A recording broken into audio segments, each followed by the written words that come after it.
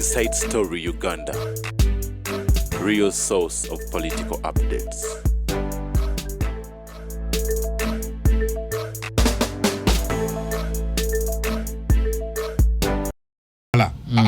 Kwa outskirts za Kampala kasasa ali bamutuma kuma kubo kati what's happening? Ekisooka ebintu bibiri nature nalabya abayimbi babadde mu State House kino ekintu nkyogeredde ebbanga go wa kamera nkwata NRM mugende mu studying ebizibu ebiruma abantu kyemulina okukola nkyogedde mikwano gyange mwenna abali mu NRM ne mu Kigino Walinga mugende mu finding out abe mubende balina bizibu ki aberuwero balina bizibu ki n'aberugazi sebo Saabalwanyi Taata Muhoozi ne bono okunga abayimbi ba mu East Africa abe Kenya ne Tanzania no baleta mu State House tewali message gye bagenda kugamba abantu baddemo kulonda. Say that again. Kino nkyogera sebo Yoweri Museveni Saabalwanyi Taata Muhoozi ne bono leta abayimbi ba East Africa Kenya Tanzania bona no baleta mu State House tebalina message bajja kugamba abantu bakulonde tubonga nawe no way. Abantu baagala bizibu byabwe bibeere solved siku kuyita mbayimbe 2011 Museveni yalina abayimbi president siwe kiri Kampala yamuwangula 2016 yalina abayimbi yamuwangula 2021 yalina abayimbi yamuwangula abayimbi si bagenda okuleetera akalulu nabalabe babaddeyo bonna nga bangi kinateeka nkyogere bano abayimbi bonna benalabe mu State House no batwali Nakasongola ne bakola concert ku side emu ne Bobby Wine akoya ku side emu Bobby Wine abasinza abantu damutulira nkyogera abayimbi benalabe mu State House nga mwagala okukakasa bakole concert Nakasongola on the left ne Kyagulanyi bonna combine bonna Eddie Kenzo ne bonna n'abatabaddeyo abayimbi bonna mu Uganda abayimbi bonna njagala bakole concert Nakasongola on the left ne Kyagulanyi akole on the right kibaawo government eremye okutegeera ebizibu ebiruma abantu tebaagala nnyimba baagala malwaliro masomero makubo na nguudo nnungi gwe nga bakuwa akalulu. Listen, under Pierre yuntambudde Uganda yonna. Nobody can lecture me on Uganda now. Abantu boogera ebintu biri bina malwaliro masomero makubo na mazzi tebakugamba twagala bayimbi oba nnyimba. No way. Waliwo kiri kyokonyeka kati Bobby Wine omwe abakuba bonna nkugambye tuli Uganda njagala abayimbi bonna balange actually saagala balange buli omu akozesa social media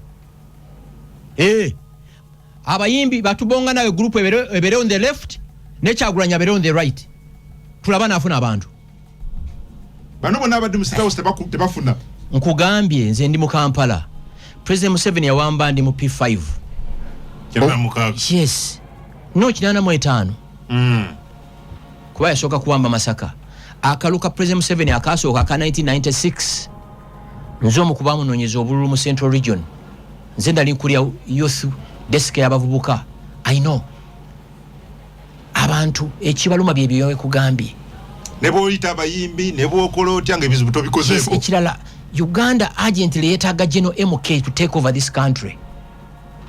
President Museveni akoze ebirungi bingi neta kyayina kyayinza kwongerako kino kibagamba yennyini yatugamba ne Patrick Kamala omuntu kasobeze emyaka 75 abantu kyayina kyosobola kugatta yes nti n'amaanyi ne viga nze my prayers are General MK empapula 2026 nga Yoweri Museveni akyaliwo wabeera akoze ensobi amukole ki amaguiding. You get it? My biggest fear endala now ali surrounded ayina emiyayo egimubbako buli kintu ani Yoweri yes these are facts ngenda kutwala ku kitezi nkulaga nti waliwo obuzibu mu ggwanga muno lwaki buli kintu kibeera presidential directive so sebo Yoweri ne bonoleta abayimbi be Kenya ono muyimbi wa Tanzania yanyo na yimbe Bawazali Diamond Platinum oyo ne bonomuleta ne boleta bano ba Nameless abe Kenya abagata ku bakenzo bonna Kyagulanyi abakuba ekivulu. Lwaki? Kyagulanyi alina akakodyo kakozesa mweke mutamanyi hope. Wasu. Nkola ya kipasita. Ndebiganye. Njabbikolako. Nkola ya kipasita. So abayimbi bapasita bayina endiga ne Kyagulanyi ayina endiga ze. So abayimbi abagenze wa Mwami Museveni. Bayina kye bamugattako. Tewali. Personal gain. Bo bajja kufuna mu ngabbo era bafunye dda. Waliwo bawazira ndi cruiser biki ebi yes nenga tebayina. Tuli mu Uganda mumukkirize. Swera Anambole wafunda twagala. Nakasongola. Ewagazi. Side NRM. Side B. Kubanga tubabuulidde abali mu government balemiyo okutegeera ensonga eno. Tebayiga. Buli wotuuka bakaaba ki mu mazzi, malwaliro, masomero, nguudo. Kikiruma abantu. Mami wange tafayani afuga Uganda. Naye nteye bwerwala waliwo veterinary doctor najjo ogikolako. Mami wange kisinga omuluma. Agenda myaka 7. Nti buli lwalwala ajja Kampala omujjanjaba. Nga kugamba nze 1975 nga ndi mwana muto nnyo nalwala nimala wiki 2 Mulago Hospital nenga buli kimba kikolera Masaka. Buli kimba Masaka. Yes. Mami yangamba nti doctor bebandi charginga buli nga buli naku ba doctor bajja waka okulaba omulwadde waabwe. Yeche kimuluma agamba mulembe gwa Amini batujjanjabiranga Masaka ne tuwona. Ompulya emyaka 5 nga Amini agenze lwaki nzije Kampala ate nga size Mulago nzize the private hospital. Size muri government. You get it? Abantu bebaluma. Nene babunayimba nyimba tubonga na Yesu. Mumalabu mazibiki bisera. The best President Museveni yanzo kuwe gwanga lino kwe handing over obuyinza mu mirembe. Elijeno Muhozi. Kwa ine gwanga litaga mu mukono gw'ekyuma. Abana babbi sente. Kubuza ekibuzo. Mufuna mutya sente ze muwalubowa edwali eruwa tiririyo. Etiririyo? 1.7 trillion. Ibatekao. Baziba. And nobody's asking. Mufuna mutya sente bilioni 5 ze muwa simanya abalimi bebekajjo atyaka. Ngeziyo la kasasiro teziriyo. Mufuna mutya sente ze muwono simanya agenda kola factory. Ya pharmacy. Magola. Ekifembayo.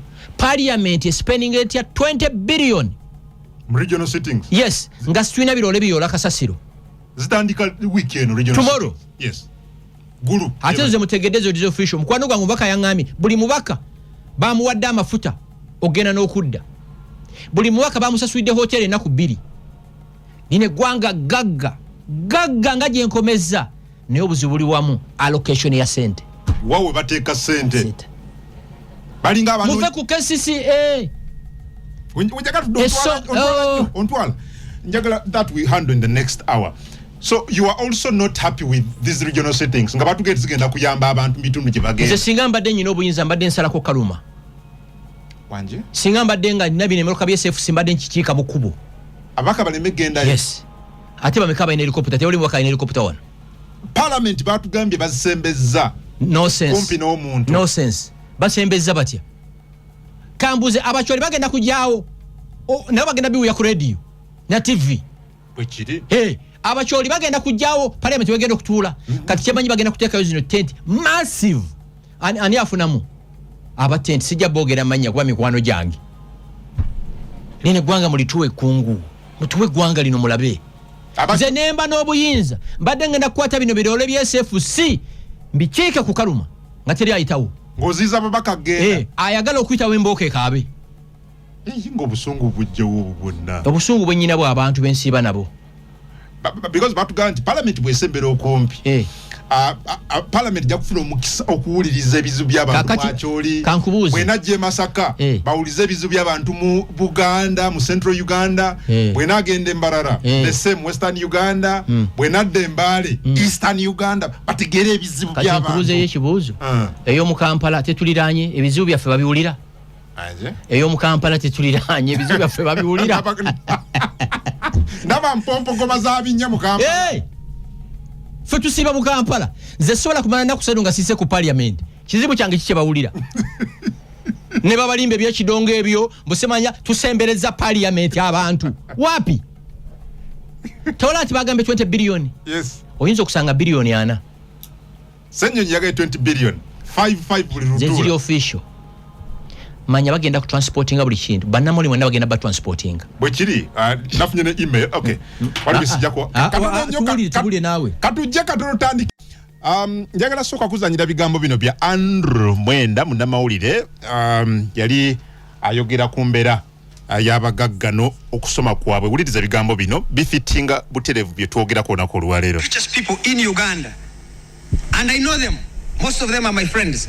These are guys every month they turn billions of shillings of business. Bosco Muwonge, Drake Lubega, Sebalamu, Matovu Yanga, Nabokera, Kitandwe, Hamis Chigundu. Okay, let me remove Hamis Chigundu as a degree. All the other guys I have mentioned, none of them can speak English. But they employ all the graduates of Uganda. Why? I think because when you don't have a university education in Uganda, you are acutely aware that you will not go to government and they give you a job. You will not go to a bank or to an embassy or any form organization and get a job. So you are forced to go and work and use your wits on the streets of Kampala. Many of these guys started as as vendors, they grew to kiosk owners, shop owners, then they became big time traders. Also, let me give you a list of the richest Ugandans. Sudhir Raperelia, senior 4 graduate. Karim Hirji was a newspaper vendor. Mulwana was an office messenger. Mukwano was a lorry driver. Wavamuno was a tan boy on a lorry. Please tell me any Uganda. I know only 3 Ugandans who have university degrees and are rich.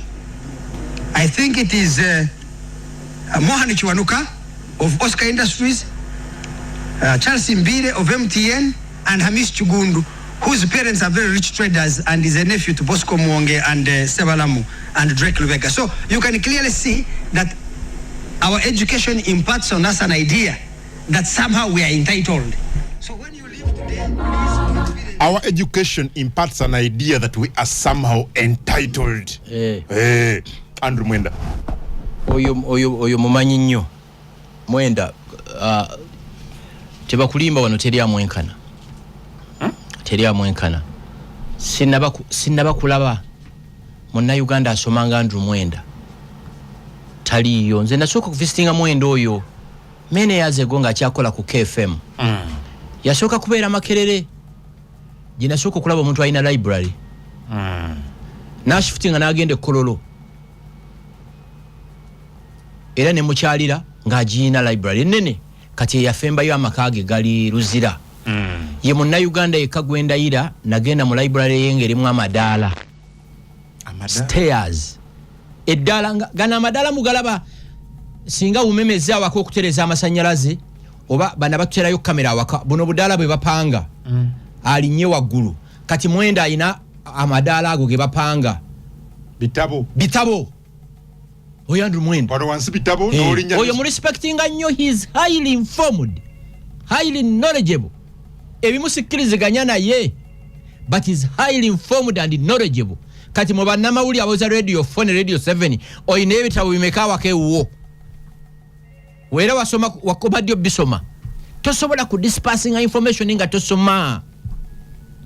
Ekyo kiri impossible. Abazaba gagga mulide. Nkugambe ayina library ekisenge kiramba ayina eddala lya foldinga. Yateeka mu columns nti no politics kino. Wakitegera ndowooza. And he has traveled all over the world. Ayitibwa okuyita okwogera mu conferences ng'eziri US toba takataka. Wakitegera. Era kyovola ba level ya journalism mu Uganda ya droppinga ba Mwenda bava mawulire. Gichakoma. Okay? Checho.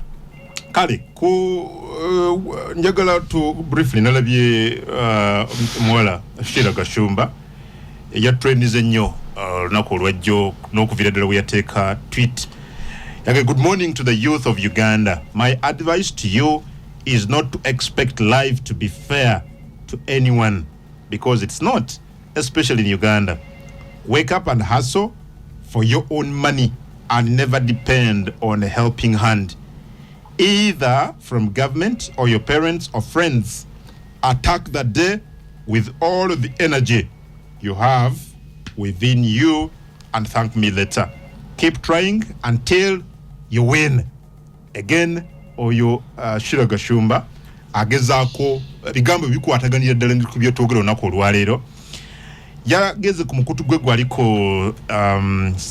Radio 4 nagamba ebigambo bino ng'abuuza ku bavubuka timwasuze mutya abavubuka banne Uganda amagezi gembawa olwaleero si kusuubira obulamu okubawa ebyo bye musuubira kubanga era tekisoboka tofuna ekyo ky'osuubira okusingira ddala wano mu Uganda kye bulina okukola muzuukuke mupambane munoonye ssente zammwe muleke kusuubira nti waliwo ajja okukuyamba oba okuva mu gavumenti tekisoboka oba okuva mu bazadde bo tekisoboka oba okuva mu mikwano gyo nedda zuukuka tandika olunaku jjayo amaanyi go gonna agakulimu ojja kunneebaza oluvannyuma.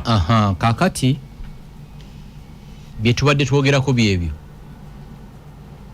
nze neewuunya ku mulembe guno omuntu akyalowooza mbu gavumenti emufaako. It beats my understanding. Omubaka wange kankuwa example Kyagulanyi wano abavubuka baafa olwa Kyagulanyi abamu bakyali mu makomera. People power, our power. Kyagulanyi asiiba ku nnyonyi famire ye erivinga obulamu n'abaana ba Museveni batalivinga. Kino kyogera nga ntya Katonda famire ya Kyagulanyi erivinga obulamu ne famire ya Museveni wetalivinga. Abantu bali mu ttaka. Mukwano gwange Kenzo yalondeddwa nga senior presidential advisor. Mukyala we minister yakakubye akajja. Yasabye akajja. Ne Kenzo yayimbako volongoto.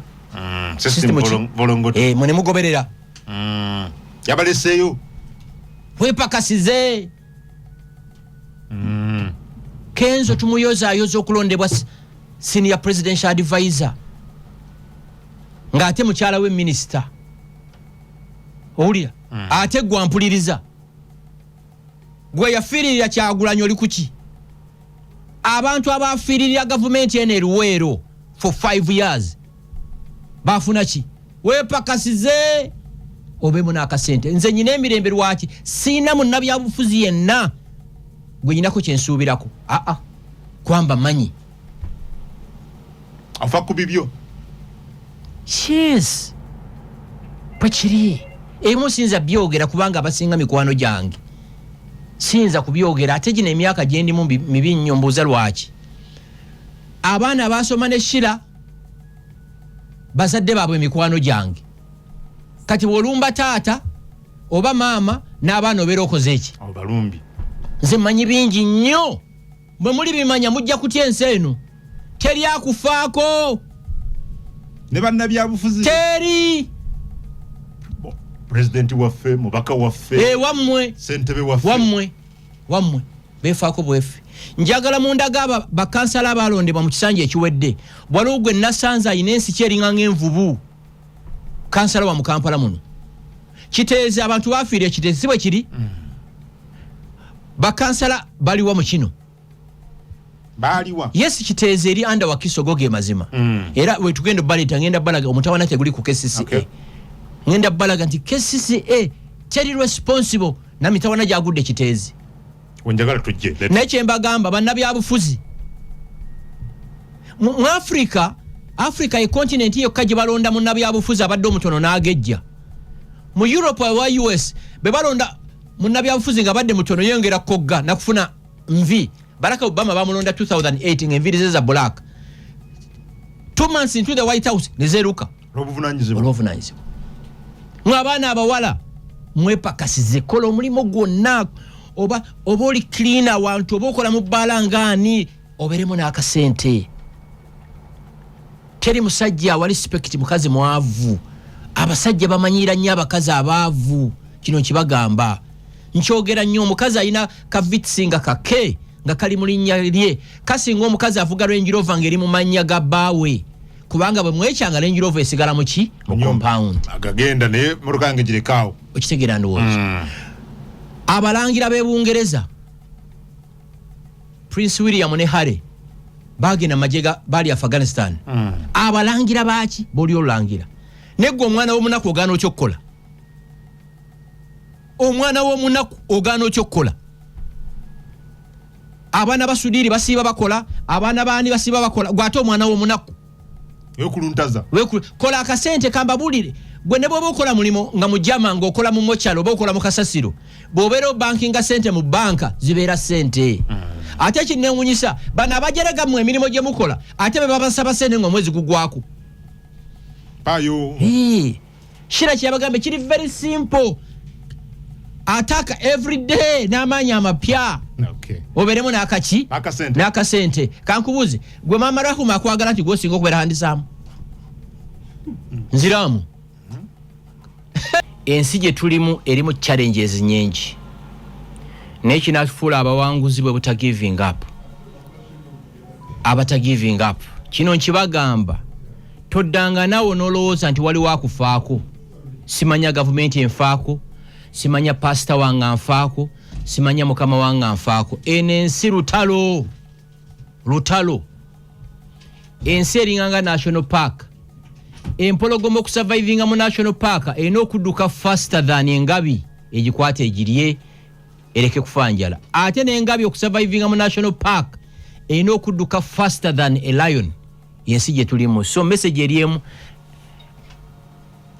temu giving up ku bye muliko temugezanga n'olowooza giving up ensi lutalo n'abaana bammwe mubakuze nga bubagamba ensi tebanko nyangu lutalo unfortunately masomero gye twasomera yonna batugamba nga mwana wange soma nga tulooza olumala okusoma ebintu bigenda kubeera birungi berejja kuba nungi tekiriyo teri akufaako mu gavumenti etuyambe mu gavumenti oyina yaani keera ku makya toyisaamu mulimo gwonna mu maaso wake up every morning say a prayer go and hustle kino nkibagamba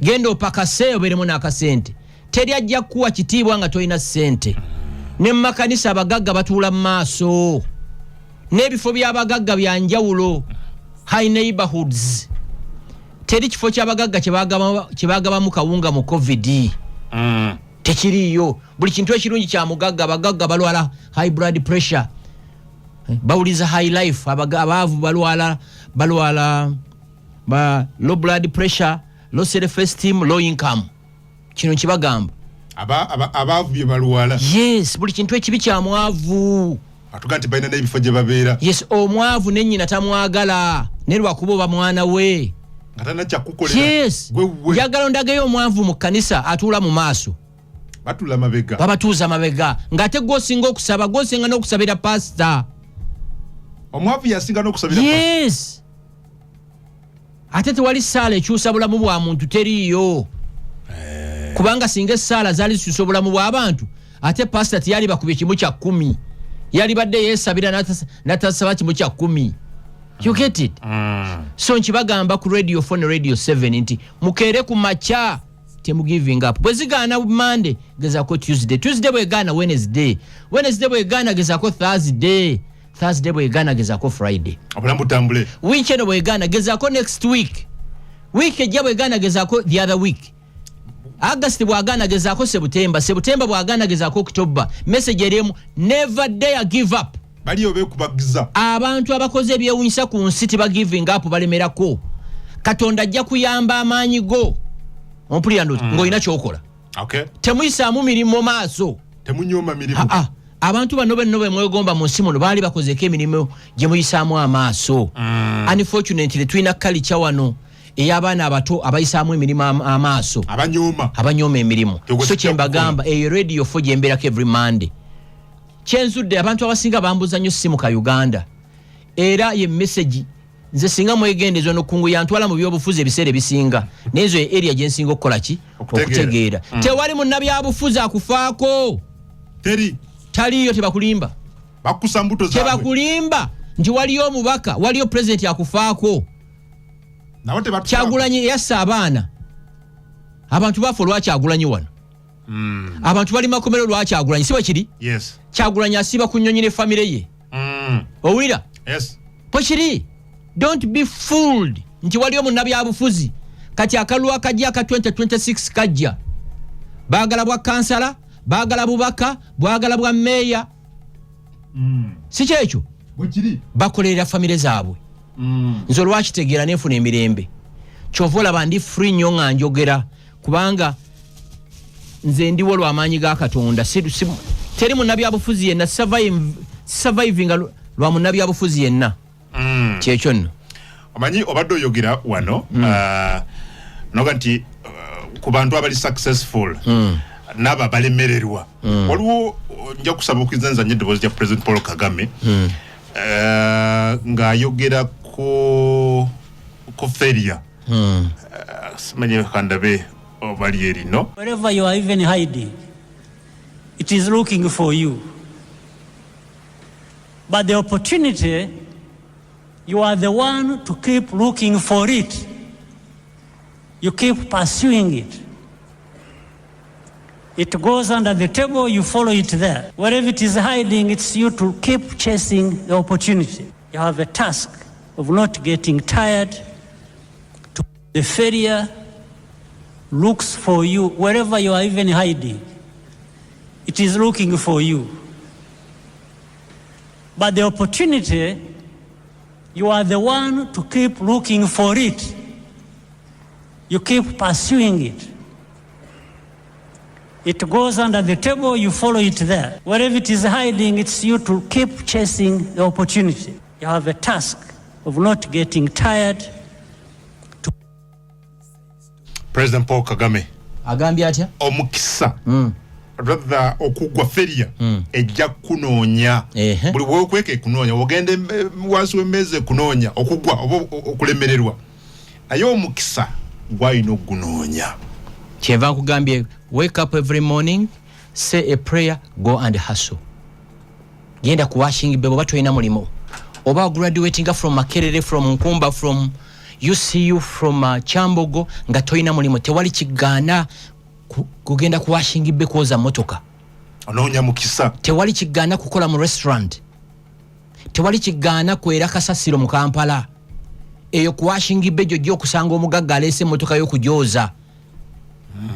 Atandiko kutegeera mpola nti ono omwana anjoleze moloka. He's a graduate from Makerere o Chambogo Nkumba. Ontegeera ndowooza. Obwavu mpologoma. Oterwa nako. Kulya. Osha gwone wa graduate yango ina first class. Ngempa echo era kankotinge President Kagame yagamba nti okusoma kwokkango ine empapula ngati kukyusiza bulamu obwo family yo ne community yo atasoma abakusinga.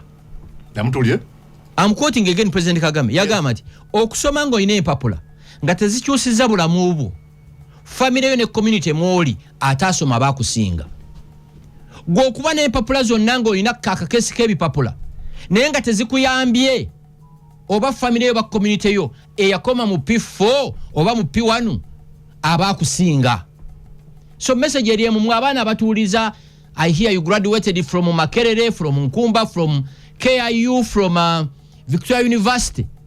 Empapula zo ziteeke bali ogenda ofune ekyokukola. Ogenda ofune ekyokukola. Ne bw'oba wasomera Makerere nga toyina mulimu tekigaana genda Makerere ate kubeerayo nga gwe cleaner wa Makerere University. Ensi teyagala baavu. Actually na kino kankyogereko, society does not demand qualifications of successful people. Nkiddemu Uganda. Society kiddemu gwe. Society kiki mu Luganda tugenti ya NC tenoonya does not demand. Tebuuza wasoma kine kikyoli kino nkiddamu. Tewali society ebuuza wasomera wa ne kikyoli. Okay. Ompulidde? Teri yakubuuza ati gwe yasomera wa. Anita Amongo yasomera Bukeddeya. Eggulo yabadde no Pop. Papa wensi yonna. Ate ffe bagashoba tubirivinga Katonda bwava mu ggulu asookera wa Papa. N'abuna ensi yonna. Abasomera mugano ge tuyita First World Schools. Baliwo abasomera King's College Buddo. Namagunga. Smack. Namugongo. Baliwa. Na Bingo. You get it? Ensi tebuuza wasomera wa wafuna meka mu P7 mu senior 4 mu senior 6. Kikyoli. Bano banafuna buna. Ulia bw'oba ogula plot bakubuuza gye wasomera. Bagula sente. Bw'oba ogula tiketi y'ennyonyi bakubuuza gye wasomera. Cash. Bw'oba ogenda ne Mama Rehema ku ddina be mumala ku havinga ddina bakubuuza gye wasomera. Sente. Baagala sente. buli kichote tingira ku sente okitegeera ekyo le muli kimanya mukuza abaana bamwenga bali extremely knowledgeable abana nga bakujju gwo mwana we baba yafuna buna mu P7 nasinga mu senior 4 mu Uganda nasinga mu senior 6 nafuna first class nga mwavu ajja kutambulira mu taxi n'abatunda omulondo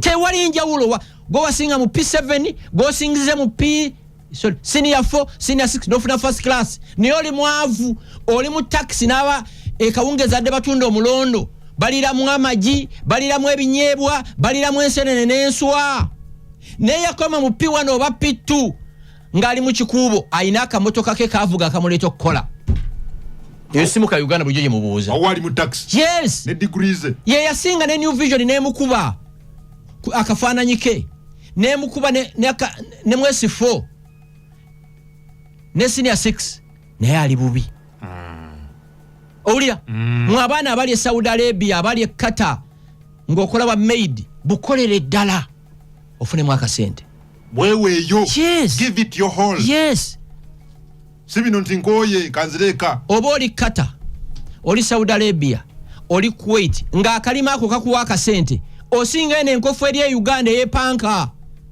nze sikuba kyeyo ate mu abaana abali Saudi Arabia nga muli ba maid muli ba yaya mbagamba kimu mukola ate obwayaya bukome ku mmwe abaana bamwe baleke bukola kye nagambye abavubi nabadde nabeggulo ku Lake Victoria manyina nabadde n'abavubi ku showa za Lake Victoria eggulo bw'oba oli bodyguard wa muntu lwana nnyo okukuuma omukulu kukome kuggwa abaana bo nabo bakuumibwe bw'oba badde driver ng'ovuga munene lwana nnyo abaana bo nabo baleke kubeera ba driver kankikunyonyebwe nti Malcolm X yakyogera Malcolm X yagamba bannange muwulirize statement eno bw'ozaalibwa mu family enjavu abaana bo basomera mu masomero g'abaavu be basomera mu masomero g'abaavu basomesebwa abasomesa abatali qualified be basomesa abasomesa abatali qualified bagwa ebigezo bwe bagwa ebigezo bafuna emirimu gy'abanaku ng'okuweereza amatafali ku site oyo mulenzi